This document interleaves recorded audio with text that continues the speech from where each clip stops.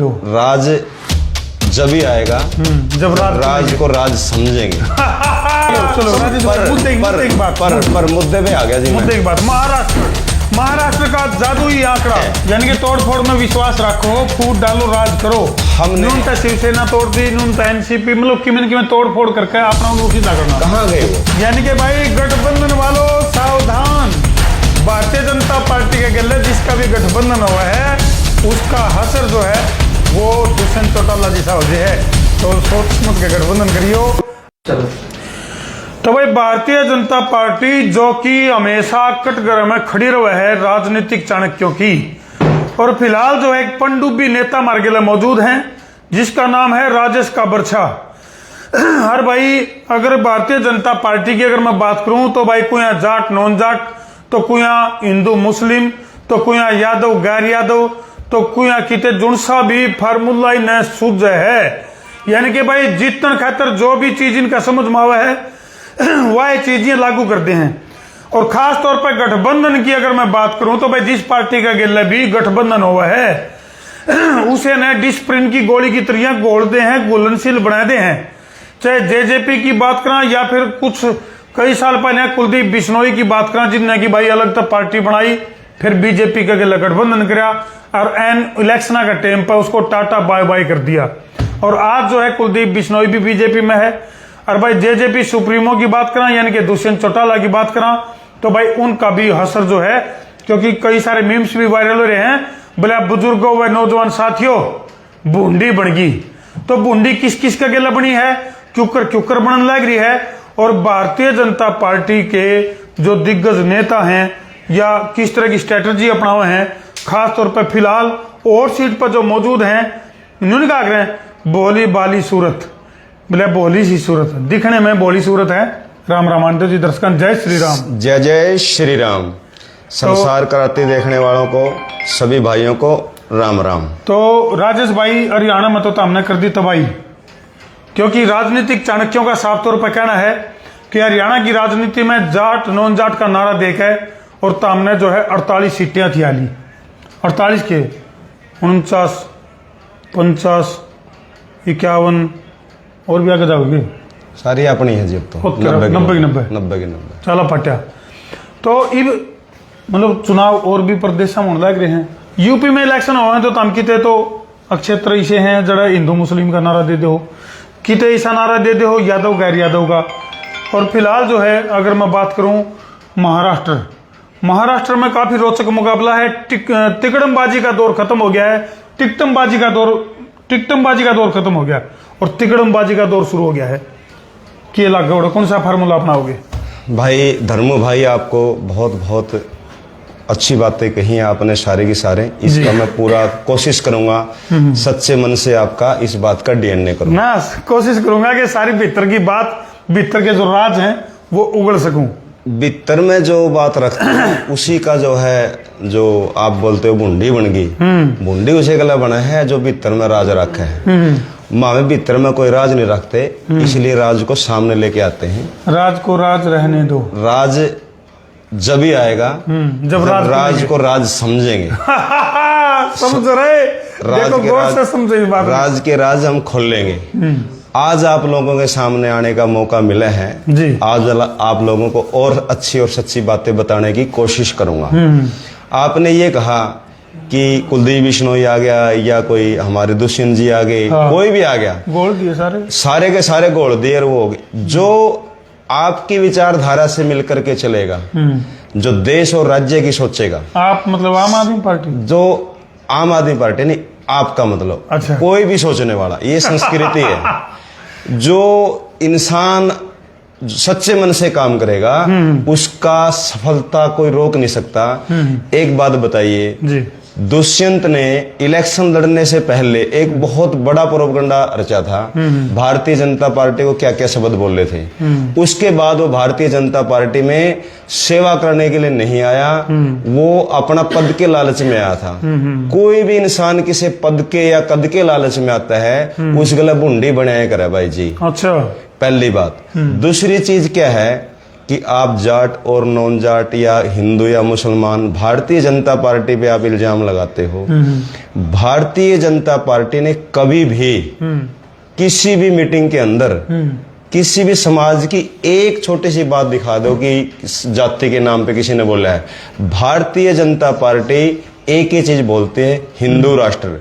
हिंदुस्तान में रहने वाला जो हमारे 1 करोड़ मतलब 1.5 करोड़ के आसपास जो हमारी जनसंख्या है, सारे के सारे हमारे भारतीय में जिसने जन्म लिया है वो हिंदू हैं। मतलब आप हिंदू की बात करो, जो और गैर हिंदू हैं, जो मुस्लिम हैं, सिख हैं, ईसाई हैं, जैन हैं, बौद्ध हैं, फारसी हैं, उनका कोई स्थान नहीं देश में।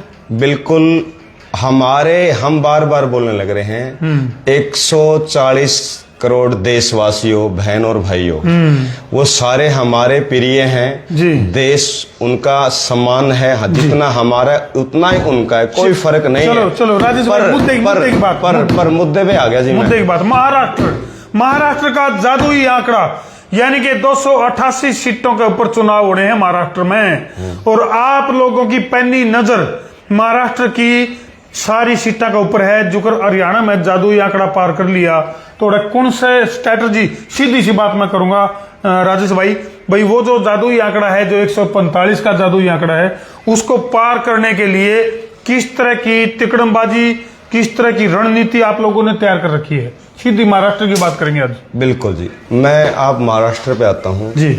महाराष्ट्र के जो लोग हैं, मराठा हैं, 20 तारीख को इलेक्शन है। 20 तारीख को इलेक्शन है। मराठाओं का हमारे देश को बहुत ही जो है योगदान है जी। देश भगत हुए हैं। हमारे पानीपत की लड़ाई हुई, जब वो मराठा ही उठ करके आए थे जी। जो मुगलों को भगाने का सबसे ज्यादा योगदान है मराठों का है। और भारतीय जनता पार्टी कभी मराठियों को भूल नहीं सकती, दिल में बसती है मराठियों को। एक बार रखूंगा राजेश भाई जी, मतलब कसूती कलाकारी जाने हैं। जैसे प्रधानमंत्री नरेंद्र मोदी जी यदि पंजाब में चले जाए हैं तो पंजाब की बोली बोलेंगे, कहेंगे सिखों का इस देश के निर्माण में बहुत बड़ा योगदान है, किसी तरह से भुलाया नहीं जा सकता। और महाराष्ट्र में चुनाव है तो कहा मराठों का इस देश की लड़ाई में, इस देश की आजादी में अहम योगदान है। कभी पूर्वोत्तर में चले जाओ तो पूर्वोत्तर वालों की बात, मणिपुर में चले जाओ मणिपुर की, आसाम में चले जाओ आसाम की, राजस्थान में चले जाओ तो राजस्थान की। मतलब ये छलिया रूप धारण करके कब तक जनता को मतलब बरगलाते रहोगे? सिख भाइयों का नाम लेकर के आपने मेरे रोंगटे खड़े कर दिए। अच्छा जी। मेरे सत्य सनातन धर्म के अगर कोई प्रतीक है, मेरे सिख भाई हैं। हम सिख भाइयों की जब पगड़ी सामने आती है तो हमारी गर्दन झुक जाती है जी। आप लोगों को एक बात बताएंगे, हमारे देश के डॉक्टर मनमोहन सिंह जी प्रधानमंत्री थे, पाकिस्तान ने देहाती औरत बोला था। सबसे ज्यादा हमारे उस टाइम माननीय नरेंद्र मोदी जी गुजरात के मुख्यमंत्री थे, उस टाइम उन्होंने सबसे कहा खबरदार पाकिस्तान मेरे देश के प्रधानमंत्री को देहाती औरत बोलने की कोशिश करी तो आज मेरे आम देश में 140 करोड़ में वो भी देहाती नहीं है, वो भी सनातनी महसूस करता है कि मेरे देश का नक्शा भारतीय जनता पार्टी की विचारधारा के साथ लग चुके हैं और बदलने लग रहे हैं। चलो राजेश भाई घूम फिर का फिर आप महाराष्ट्र पे आ जाए, महाराष्ट्र क्योंकि आप दाएं बाएं चले जाओ। हाँ जी। दर्शक जानना चाहे हैं कि 288 सीटों के ऊपर जो घमासान है, उसमें अगर मैं एनडीए गठबंधन की बात करूं, मारदोर जो जानकारी लिखकारी है, एनसीपी यानी कि जो पवार साहब वाली पार्टी है, उसमें 38 सीटें उनका बांटाई है। और शिवसेना की बात करा तो शिवसेना के पास 45 सीटें और भारतीय जनता पार्टी के पास 99, यानी कि अजीत पवार, क्या नाम उनका जो अजीत पवार जी हैं, हाँ। वो भारतीय जनता पार्टी के साथ हैं। एनसीपी जो ओरिजिनल एनसीपी है वो भारतीय जनता पार्टी के साथ है। ओरिजिनल जो शिवसेना है एकनाथ शिंदे वाली वो सीधी बात है। दर्शकों ध्यान रखो भाई, जो बीजेपी के साथ जो पार्टी मिलेगी वही ओरिजिनल है, बाकी डुप्लीकेट है। कमेंट कर दियो जरूर। डुप्लीकेसी तो मैं आपके सामने है। आप एक बात बताइए, शिवसेना हमारे माननीय श्री जो है बाला साहब ठाकरे जी, जिसका सुबह उठते ही नाम लेना गर्व उनकी मैं भी महसूस बहुत होता है। रिस्पेक्ट करता हूँ, इसमें कोई दो राय को नहीं बाला कि- साहब ठाकरे की जो पार्टी है जी, वो पार्टी भारतीय जनता पार्टी के साथ है। यानी कि तोड़ फोड़ में विश्वास रखो, फूट डालो, राज करो। हमने न्यूनतः शिवसेना तोड़ दी, न्यूनतः एनसीपी, मतलब किमें तोड़ फोड़ करके अपना उल्लू सीधा करना। उल्लू सीधा वो करता है जिसने किसी को उल्लू बनाया हो। उल्लू बनाने वाले ही उल्लू सीधा करते हैं। हमने किसी को उल्लू नहीं बनाया। हमारी जो संस्कृति है वो हिंदुत्व के साथ है, सनातन के साथ है। बाला साहब ठाकरे के जो वचन थे वो हिंदुत्व के साथ थे। उद्धव ठाकरे जी के साथ जो संस्कार हैं वो अपनी कुर्सी के लिए कहीं भी जा सकता है। एक सेकंड साहब बोलना मत। बाला साहब ठाकरे साहब ने एक बात कही थी कि जिस दिन मेरे को कांग्रेस में जाना पड़ गया मैं अपने आप को मिटा लूंगा। तो कितनी बड़ी बात कही थी बाला साहब ठाकरे को। मैं सैल्यूट करता हूं महाराष्ट्र की पब्लिक के सामने, और मराठा सब जानते हैं महाराष्ट्र की अगर कोई जान आन बान शान है बाला साहब ठाकरे। उद्धव तो अपनी कुर्सी के लिए अपने संस्कारों को बेच दिया। राजेश भाई, जब तक उद्धव ठाकरे बीजेपी को सपोर्ट कर रहा था, धारा 370 हटाने देने की बात करा, या फिर भी कदम कदम पे जो उद्धव ठाकरे हैं वो भारतीय जनता पार्टी के साथ थे, जब तक तो वो देशभक्त थे, राष्ट्र भगत थे, भारत माता की जय थे, सब कुछ थे। आज वो आपसे अलग हो गए तो आज वो देशद्रोही हो गए। आज मेरे सामने एक संसार क्रांति के जो है बहुत ही हमारे हरियाणा के जाने माने धर्मू जी बैठे हुए हैं। आज ये इनका नाम मान और सम्मान से है। अगर कल ने जेब काट ली, बस में कोई पॉकेट मार लिया, जेब कतरे नहीं होंगे। हे भगवान, ये समझाओ मेरे को। ये मेरे सामने बोलने की कोशिश करते हैं। हम सभी समझते हैं बाला साहब ठाकरे की जो विचारधारा से उद्धव ठाकरे जी थे, तो हमारे स्वागत है। आज करो, आज भी स्वागत है। वो कुर्सी के लिए और देश और धर्म की बात बेचने की बात करेगा तो कौन साथ होगा। आज बाला साहब ठाकरे की जो नीति के खिलाफ है, महाराष्ट्र का एक भी वोटर और एक भी सपोर्टर नहीं है। यानी कि बीजेपी माओ तो स्वागत है और नहीं तो बगावत है। ये आपके सामने है जी, आपके सामने है। राष्ट्र की जो बात करेगा वो भारतीय जनता पार्टी का है। जो राष्ट्र के खिलाफ चलेगा भारतीय जनता पार्टी कैसे हो सकता है। तो भारत, आप एक जोड़ तोड़ की और बात बताता हूं। आपने 2-4 बार प्रश्न पूछ लिया, जोड़ तोड़ के आप डिश परीन की तरह घोल देते हो। उसको हम मौका देते हैं, भाई आपने जो राजनीति में आए हो, देश के लिए काम करने के लिए आए हो, आप पद और कद के चक्कर में नहीं आए हो। पद और कद के चक्कर में भारतीय जनता पार्टी की जो विचारधारा है वो बहुत आगे जा चुकी है। देश के जो टुकड़े हैं भाई जी, उसकी जो अगर टुकड़े टुकड़े गैंग की जो सरदार है वो कांग्रेस पार्टी है। आप एक बात बताइए, हरियाणा में, महाराष्ट्र वालों में आप लोगों को मराठा एक चीज बताना चाहता हूं। मामन खान ने हमारे हरियाणा के अंदर एक बयान दिया था कि मैं अगर विधायक बनता हूं तो हिंदुओं को देख लूंगा। 1 लाख वोटों से जिताया है। और जहां पे सत्य सनातनी थे, इसका मतलब वहां पे, एक सेकंड जी, ये सत्य नहीं हो तो बताइए आप। इसका मतलब मुस्लिम असुरक्षित महसूस कर रहे हैं आप लोगों के राज में। असुरक्षित आप लोगों के राज में इसका मतलब मुस्लिम जो है अपने आप को असुरक्षित महसूस कर रहे हैं, इसीलिए उन्होंने मामन खान को जिताया। ये प्रश्न जो किया है ये बहुत ही अच्छा किया है। मेरे गांव में, मेरे हरियाणा के अंदर, पूरे गांव के अंदर मुसलमान भाई हैं। उनको मैं मौसी का लड़का ही बोलता हूं, मैं मौसी जी कहता हूं उनको।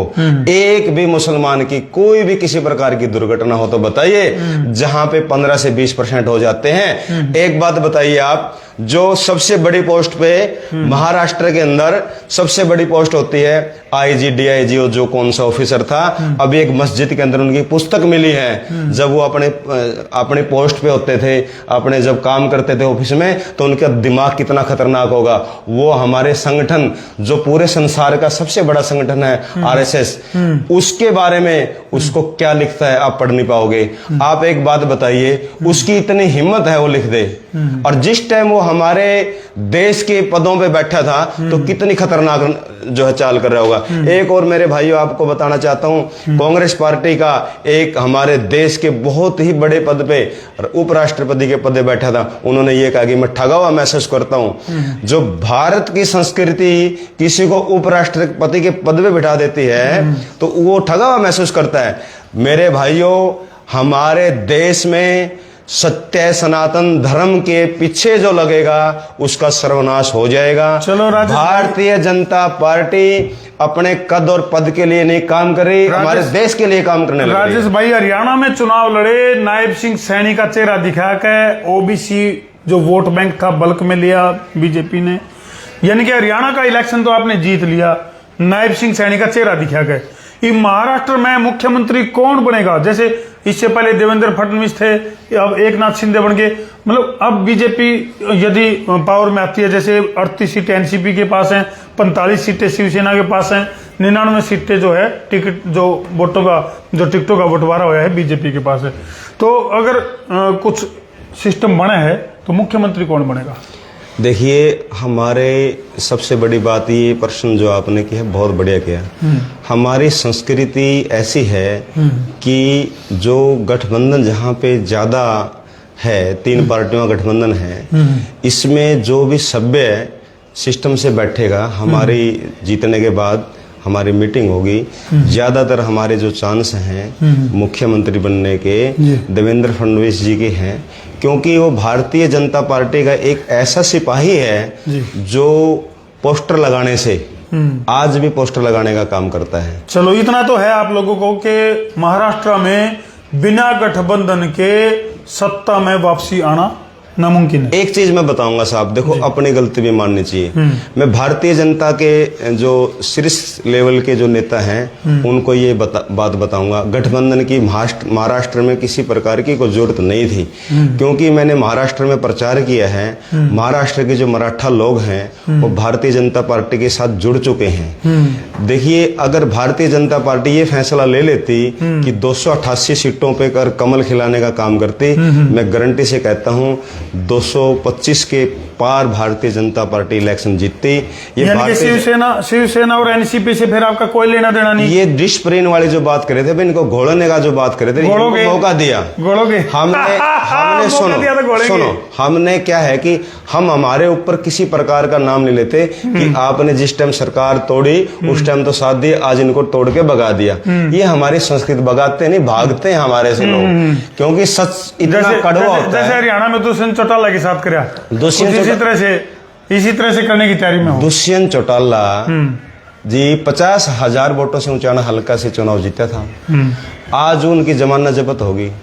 तो ये देखिए कि उनकी क्या खामियां हैं, कहां गए वो। यानी कि भाई गठबंधन वालों सावधान, भारतीय जनता पार्टी के गले जिसका भी गठबंधन हुआ है उसका हसर जो है वो दुष्यंत चौटाला जैसा हो जाए।